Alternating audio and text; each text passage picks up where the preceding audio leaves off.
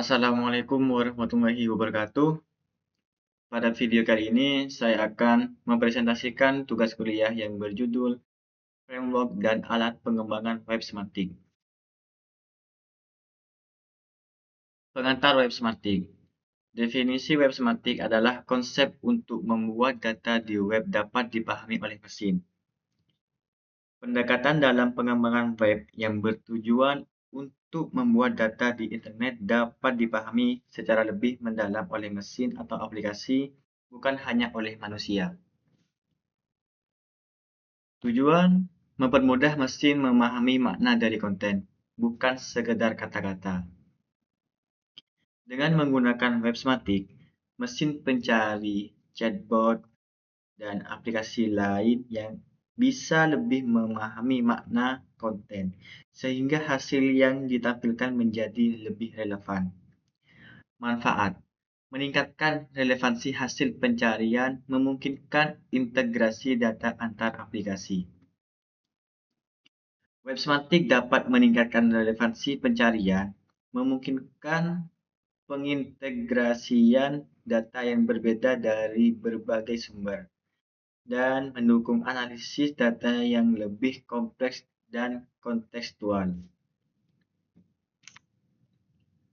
Konsep utama web semantik: RDF, Resource Description Framework, representasi data dalam format triplet. RDF adalah struktur data yang menyimpan informasi dalam format triplet, subjek, predikat, objek. Ini memungkinkan mesin membaca hubungan antar data dan mengenalinya dalam konteks tertentu. OOL, Web Ontology Language, bahasa untuk membuat ontologi dan mendefinisikan hubungan kompleks. Bahasa yang digunakan untuk membuat ontologi yaitu representasi formal dari konsep dan hubungan antar konsep dalam suatu domain. OOL memudahkan pemodelan data yang kompleks. SparkQL, bahasa query untuk data RDF. Bahasa query yang dirancang untuk mengakses dan mengekstrak data dalam format RDF. SparkQL memungkinkan pengguna mencari informasi berdasarkan hubungan antar data. ShareCL, bahasa untuk validasi data RDF. Bahasa validasi yang memastikan data RDF sesuai dengan struktur atau batasan tertentu. ShareCL memudahkan validasi dan menjaga integritas data. Framework untuk web semantik: Apache Jena, framework Java untuk data RDF dan SparkQL. Framework berbasis Java yang membantu pengembang mengelola data RDF, menggunakan SparkQL, dan membuat model ontologi. Apache Jena cocok untuk aplikasi web berbasis semantik yang besar. RDF 4J, framework Java mendukung RDF dan SparkQL untuk aplikasi berskala besar. Alternatif berbasis Java untuk pengolahan RDF dan SparkQL yang dirancang untuk aplikasi berskala besar, memungkinkan integrasi data dari berbagai sumber. Cubic Web, framework Python yang menggunakan model data relasional dan mendukung RDF. Framework Python yang mendukung RDF dan model data relasional cocok untuk aplikasi yang memerlukan integrasi dan analisis data semantik. Allegro Graph, database graph RDF dengan kemampuan analitik tingkat lanjut. Database graph yang memungkinkan penyimpanan data RDF dan analisis graf kompleks. Allegro Graph cocok untuk skenario big data yang membutuhkan analisis semantik. Alat untuk pengembangan web semantik: Protege, editor ontologi untuk RDF dan OWL. Memudahkan digunakan untuk membuat ontologi. Editor ontologi yang dikembangkan oleh Stanford sangat berguna untuk membuat dan memanipulasi ontologi dalam OWL dan RDF. Protege banyak digunakan oleh akademisi dan pengembang untuk mendefinisikan struktur data. Yang kedua, Top Bright Composer, alat komersial dengan fitur visualisasi mendukung RDF dan SparkQL.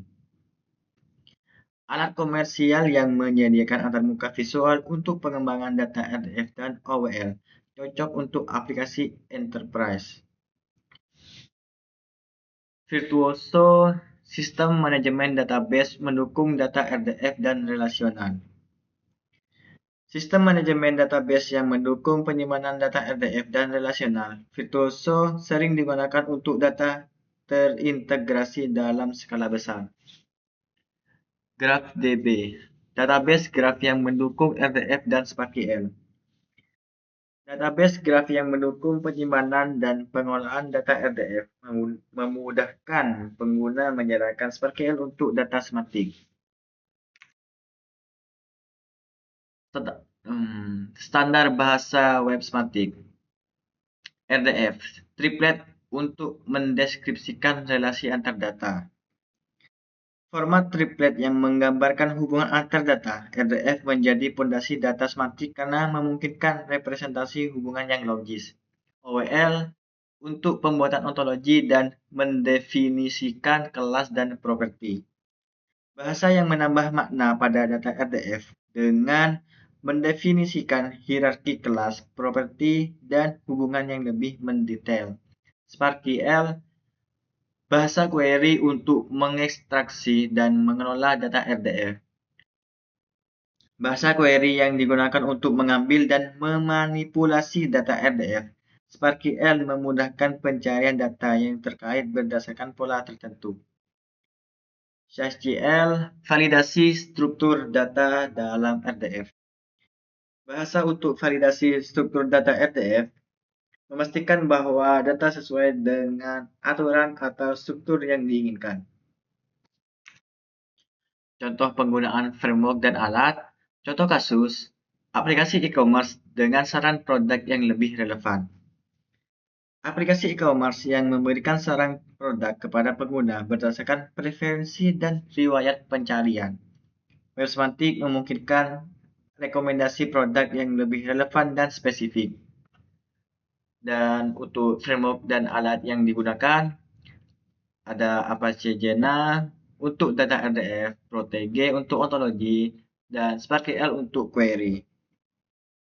Apache Jena untuk menyimpan dan pemrosesan data RDF, Protege untuk membuat ontologi yang mendefinisikan hubungan antar produk, SparkQL untuk mengekstrak data sesuai pola preferensi pengguna.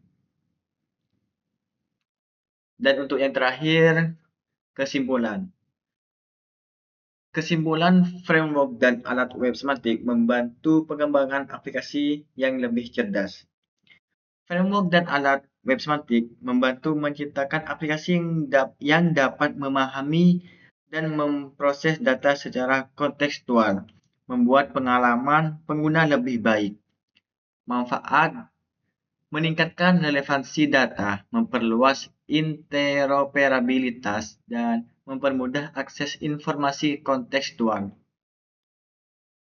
Web semantik memperluas interoperabilitas data, memungkinkan aplikasi memahami konteks yang lebih luas, dan menghasilkan informasi yang lebih bermakna untuk pengguna. Demikianlah pemaparan tentang framework dan alat pengembangan web semantik. Kita telah membahas bagaimana pendekatan semantik dalam pengembangan web tidak hanya meningkatkan aksesibilitas dan SEO, tetapi juga memberikan struktur yang lebih jelas dan terorganisir pada konten web. Dengan memanfaatkan berbagai framework dan alat yang telah dijelaskan, kita dapat membangun aplikasi web yang lebih intuitif, lebih ramah bagi pengguna, dan tentunya lebih mudah dipelihara. Ingat, pengembangan web Smarttik bukan hanya tentang teknologi, tetapi juga tentang memberikan pengalaman terbaik bagi pengunjung situs. Terima kasih telah menyaksikan video ini. Semoga informasi yang telah disampaikan bermanfaat dan dapat menjadi inspirasi dalam proyek pengembangan web Anda. Jangan lupa untuk memberikan like, komentar, dan subscribe untuk mendapatkan informasi lebih lanjut. Sampai jumpa di video selanjutnya. Assalamualaikum warahmatullahi wabarakatuh.